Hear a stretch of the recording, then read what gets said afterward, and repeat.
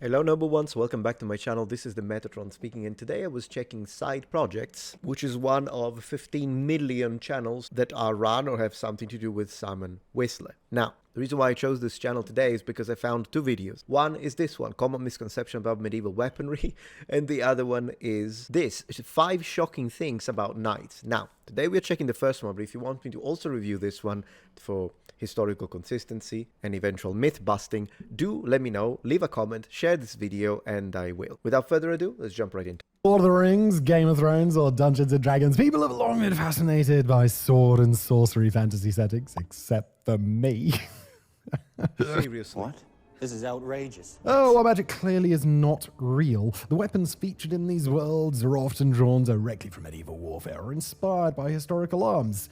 That is interesting to me. Unfortunately, for over a century, these weapons have been widely misunderstood. Much of our understanding of medieval combat comes from artistic renderings or historical accounts, sources that seem reliable at first glance. However, art was frequently romanticized or exaggerated, while Right, but period art still, oh my gosh, that leather bracelets are horrible.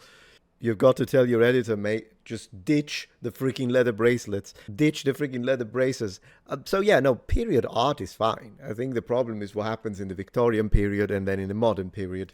history books tended to focus on military tactics and grand sieges rather than the intricacies of hand-to-hand combat and the specific techniques involved. As a result, many commonly held beliefs about medieval weapons are based on false assumptions, beautifully inaccurate paintings, and a fair amount of wild guessing. It's only more Okay, 1 second though. I mean, I understand that Simon Whistler does not do his research.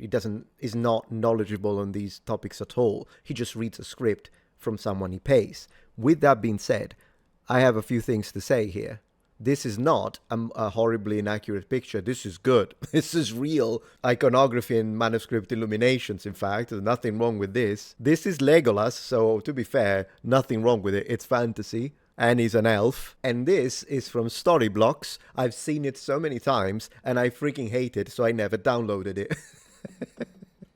inaccurate paintings, and a fair amount of wild guessing. It's only more recent years that scholars have turned to studying European martial arts manuals from medieval times, seeking a more accurate understanding of what combat with these weapons was actually like.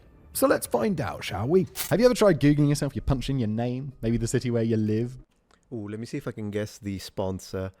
Punching your name, the city where you live. This is Incogni, isn't it? Incogni. Boom! Metatron accuracy. How about that accuracy? Simon, how about that accuracy, huh? Crossbows made longbows obsolete. One of the most common misunderstandings about medieval weapons is the relationship between crossbows and longbows. Now, crossbows are much smaller than traditional bows and can have incredibly high draw weights. They were fired using a trigger mechanism that functions similarly to those in firearms, even though the design was really different.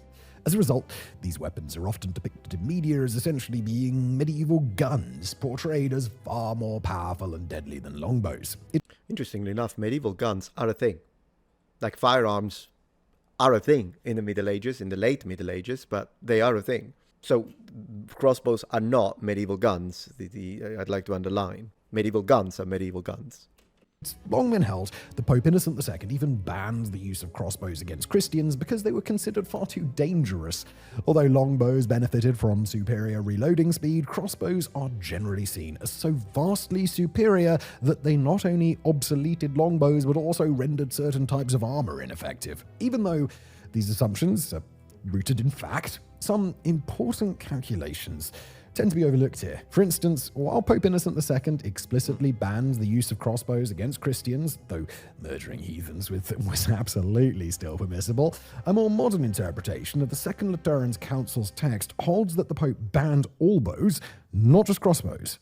Of course, It's not, oh my gosh. You see, this is what happens when the person in front of the camera hasn't opened the actual source. It's not a more recent interpretation. It's in the papal bull.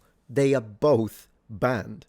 Like it says crossbowmen and archers. It's not like, oh, we didn't know. We thought it was crossbows, but now I gotta show you. it's the text. I'm sorry, but I gotta show you this. 1139. We prohibit under anathema that murderous art of crossbowmen and archers, which is hateful to God, to be employed against Christians and Catholics from now on. This is the bull. Crossbow. I wish people read in this day and age. It's crossbow and there is an and conjunction. Archers, crossbowmen and archers are banned in the same paper bowl. Oh, it's because the crossbow's so powerful, so that's why they want it. It's pernicious. Stop being so pernicious, John. Oh, but Metatron, this was written in Latin. Are you sure the translation? Okay. I'm gonna put on the thickest medieval Italian accent I can muster. Ballistariorum. That means crossbowmen. Et, that's and conjunction. Sagittariorum. That's archers. Look it up. What's Latin for you, muppets? But the Pope banned all bows, not just crossbows. Of course, since the text was written nearly a millennium ago, it's impossible to determine the exact intent, and both interpretations do have merit. But oh my gosh, guys, do both interpretations have merit? No, literally. Well, it was written 1,000. It doesn't matter. It could have been written 10,000 years ago. If it says crossbowmen and archers, well, I don't know though. Maybe by archers he means just crossbowmen. Come on, man. It took 2 seconds to Google you know where it is. It's the Second Lateral Council. It took 2 seconds to Google the bull. Come on, man.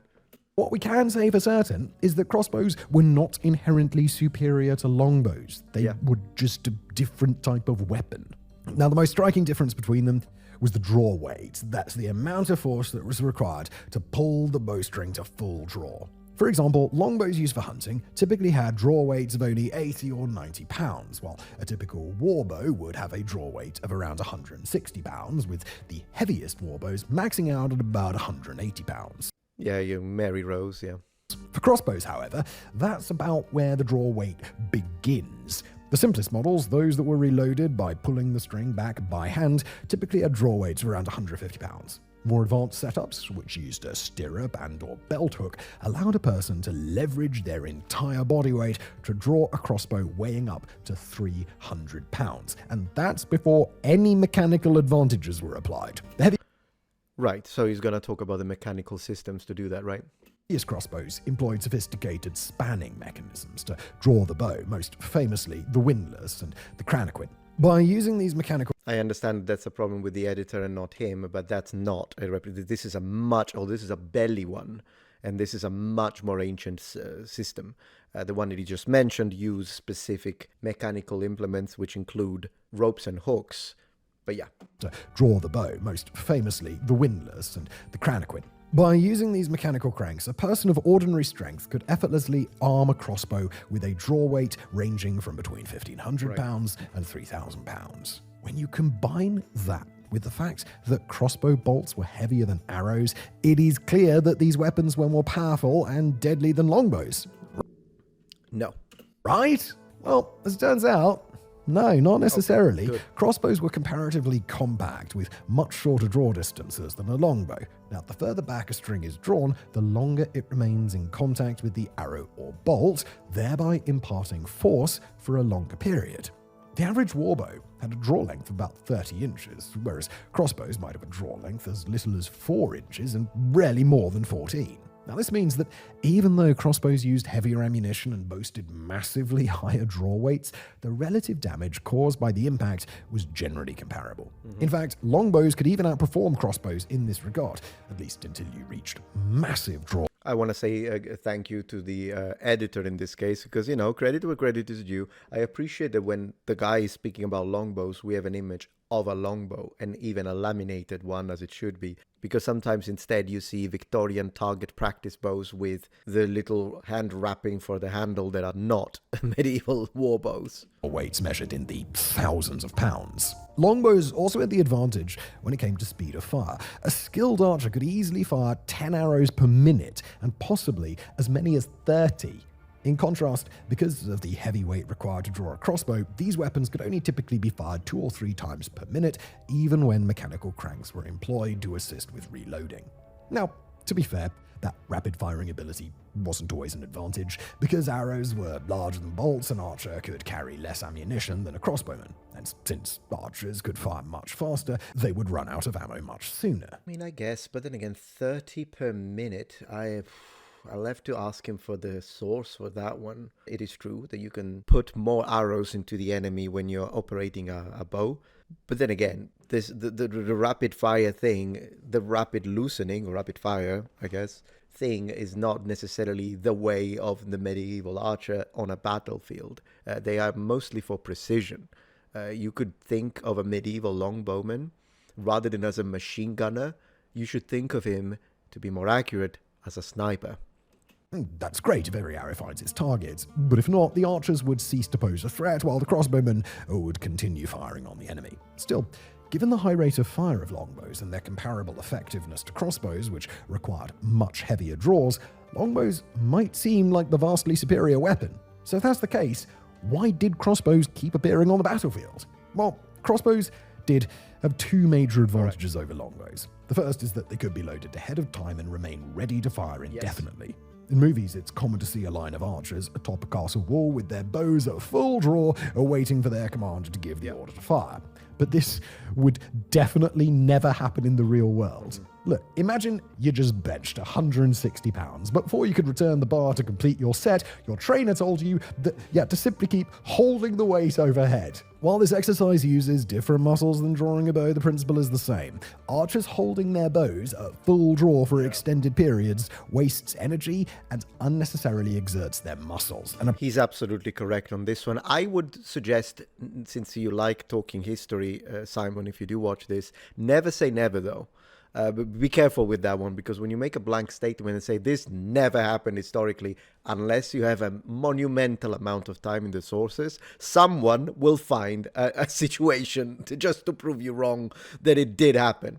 Would it still be extremely rare? Yes, but you did say never. So that's one thing. The blank statements are something you do learn pretty soon when you become an educator online. But yeah. Approach that just isn't great in a combat situation. However, crossbows mechanically hold that tension for you, making them useful in scenarios where a longbow wouldn't be useful. For instance, someone taking cover behind an object could load a crossbow and then wait for the perfect moment to quickly peek out and return fire, whereas a traditional archer would need to leave cover to complete the draw before shooting, leaving them exposed for much longer. However, the biggest advantage of crossbows, and the reason they became so ubiquitous compared to traditional bows, was just their ease of use. They didn't become ubiquitous compared. They were both continuously deployed on the field, and this happens not only in Europe but also in Asia. You have crossbows and archers in China. In fact, they even have multiple, repeat crossbows. That's very interesting tactically, actually, all the things they did, the kind of weapons that they developed when it comes to range cores. And crossbows and archers were also used in the Middle East. They are both used, and in fact, it's really a cultural difference. Czechia, the Kingdom of Bohemia, was a crossbow country. Northern Italy was a crossbow area. England remains, and in fact, the British Isles do remain longbow countries. So, no, I wouldn't say they become ubiquitous compared to the longbow. I'm being pedantic, but that's me. Years of training to become an effective archer, not to mention all the strength training required to draw a super heavy war bow in the first place. Correct. In contrast, because crossbows often featured mechanisms that made them easy to draw, even an untrained peasant could become vaguely competent with one in just an afternoon.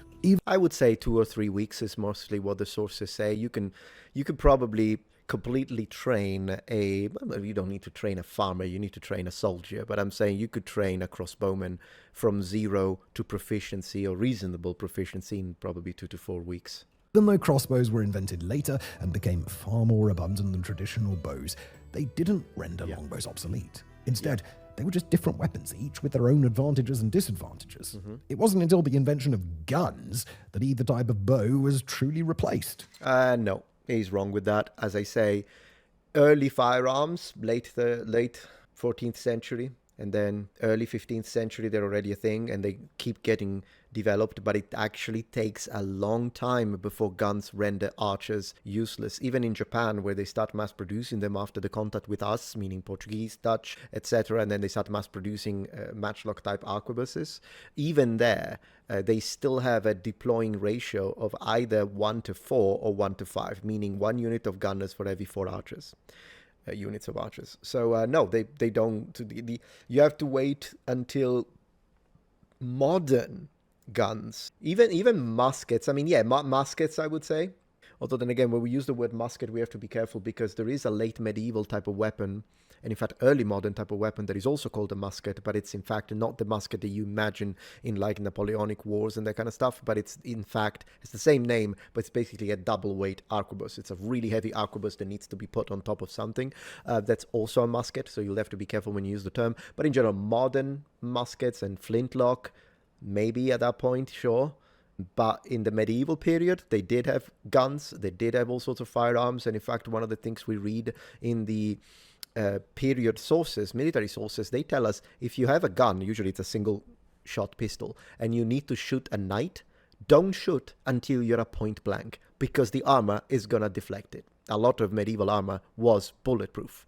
What they say is you should be able to touch with the muzzle of your gun or your pistol on his head, meaning his helmet, possibly the side, or the breastplate, and then you fire. Before that, useless. So now, if you're shooting less armored or troops, then of course you could make that happen, but you could also take them out with bows and arrows and crossbows. So no, the advent of firearms does not remove armor and does not remove bows and crossbows from the field. It will take a much longer time than that.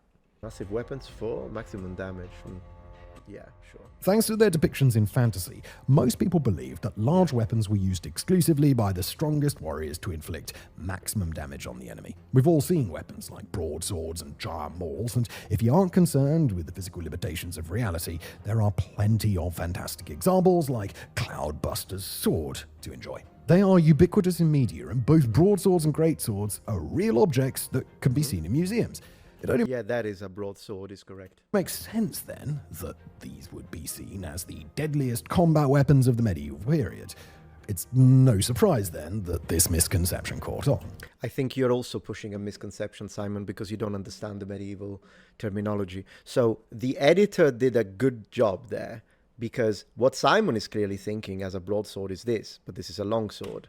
This is a real broadsword, but he's still pushing this idea that, broadsword being really heavy. No, this is a broadsword. It's just that we use the term in fantasy to mean basically a two-handed sword, like a great sword, in fact. Of the medieval period. It's no surprise then that this misconception caught on. Right. Not only does historical evidence confirm that many of these weapons existed, but they also look kind of sick. Watching someone use a 90-pound maul to crush an armor-clad opponent or slay a giant monster makes for an impressive visual, even though no one in their right mind would actually carry something like this onto the battlefield. Exactly. While it is true that striking someone with a 90-pound chunk of iron would absolutely be fatal, what happens if you miss? Such a weapon would be slow and cumbersome with its I mean, yeah, but you just said 90 pounds. Good luck lifting it. attacks highly telegraphed and easy to dodge. Moreover, if someone were to swing this large weapon and miss, the momentum would cause one of two outcomes. Either they would lose their grip and be left unarmed, or their body would follow the path of the weapon, potentially resulting in a stumble or a fall. Not only is that far from ideal, it's also unnecessary. Yeah, hitting someone with a giant hammer would kill them. But consider this, hitting them with a small hammer, one which is far more effective, would have that same lethal impact. He's absolutely correct. Oh, I mean, his script writer is absolutely correct. Humans, just our skulls are not that strong. In fact, mauls were rarely employed as weapons beyond the early years of the medieval period. They were primarily tools used as makeshift weapons out of necessity. Although they could inflict serious damage, their design just left much to be desired. No, we use warhammers and maces for that. So a maul is essentially a double-headed hammer, and double-headed weapons are generally considered real impractical. A weapon like this almost doubles its weight and disrupts its balance for no practical advantage. I mean, after all, you're only going to be hitting your target with one side. Now, you might immediately think of double-headed war axes, but those were never actually used in combat. They were, but they were not. He's correct with the medieval period, he's right. But they do exist in, for instance, Mycenaean warfare. We don't know if they were actually used or if they were used or if they were just mostly... We're not sure if they were used or not, but they do exist. All right, next. Used ideas of that time. In addition to the combat greatswords, ceremonial greatswords were also produced for parades and similar events. The ceremonial military sword used during the 17th and 18th centuries. Greatswords were indeed designed as combat weapons. However, a misconception about them dates back to the Victorian era and the confused ideas of that time. In addition to the combat greatswords, ceremonial greatswords were also produced for parades and similar events. These ceremonial swords often weighed 15 pounds or more, making them pretty unwieldy in battle. As a result, it was logical to assume that they were intended as single-target weapons designed for maximum damage and possibly even meant to cut through armor. But in reality, no sword could reliably cut through plate armor, and greatswords weren't designed for use against a single enemy. With an average length of 5 to 6 feet and a carefully balanced typical weight of only 5 to 7 pounds, greatswords were all about controlling space. The extreme length... This is from a Italian treatise. And lightweight of a greatsword meant that a skilled user could swing it around their body multiple times per second, creating a large area that enemies would be reluctant to enter. While spears and other polearm weapons allowed an opponent to attempt striking from a safe distance, a greatsword could deflect several polearms at once, making its wielder difficult to hit. Because the sword was so light, a user who charged an opponent could deliver a strike with deadly speed. I wouldn't say it's that light, man. Yeah, let me see the one about plate armor. Let's go. Just a single blow. And speaking of armor... Yeah. Plate armor... extremely heavy, yeah. Now, you've probably come across some story involving plate armor at some point, though there are many different variations. Whether it was about an English knight, a French nobleman, or one of King Richard III's soldiers, chances are you've heard the tale of someone who slipped and fell face first into a river that was only a couple of inches deep. Because of the excessive weight of the plate armor, the person was unable to stand up on their own, and it was even too heavy for others present to help them up or roll them over. This ultimately led to them drowning in a puddle. It's an extremely common story. Indeed, it's sometimes even taught in history class. And then there are those tales... Sometimes even taught in history class? Gosh, I hope not. I hope not. I don't know where the scriptwriter got that one from. ...of knights needing a crane or pulleys to lift them onto their horses before battle because their armor was so heavy. That is something not taught in history class, but that is something... Oh, well, then again, maybe some high school, I guess. But it is something you do hear. You used to hear, now I think not so much. The nonsense. And in case you didn't realize it, all of this is just complete nonsense. Yeah. We've already discussed how even a single strike from an ordinary hammer can be lethal against someone wearing plate armor. Oh gosh, what are you on about?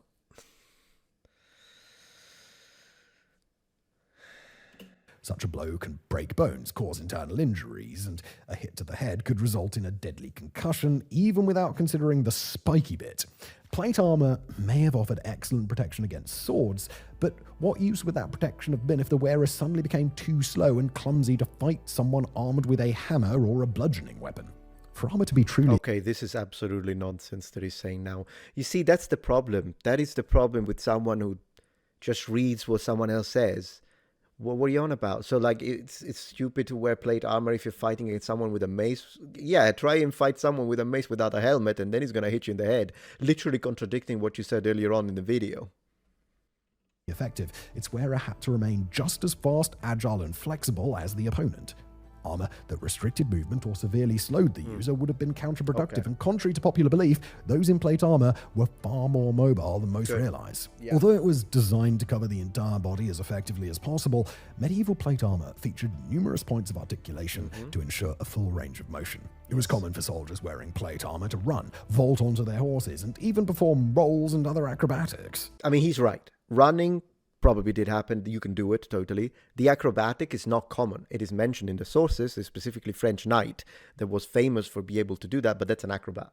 Like, no, it's not common for to do acrobatics in armor for just every knight.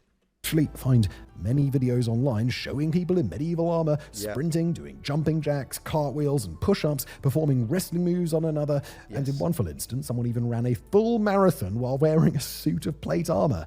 Granted, his time was nearly 7 hours, averaging about 15 minutes per mile, which isn't particularly impressive, but still, he demonstrated that you can run a full marathon in plate armor. Now, that all said, plate armor was still pretty heavy. You can't cover your entire body in tempered steel and not have it weigh something. A complete suit of plate armor would weigh between 30 and 60 pounds, depending on the size of the person that it was made for and how well crafted it was, and that is definitely a meaningful amount of weight. Not depending on how well crafted it was. It's depending on whether it's a field suit or whether it's a jousting suit, the latter being usually much heavier, sometimes even twice as much. Now, of course, if someone is really good at crafting the set of armor, then what's going to happen is that you have correct weight distribution and it's not all going to be on your shoulders, and then pointing helps a lot with that. But let's see if he's going to say that. Fortunately, modern militaries provide a useful frame of reference for understanding the impact of this weight. Modern military armor focuses on covering the most vital areas of the body rather than providing head-to-toe coverage. And for reference here, it weighs roughly half as much as plate armor did.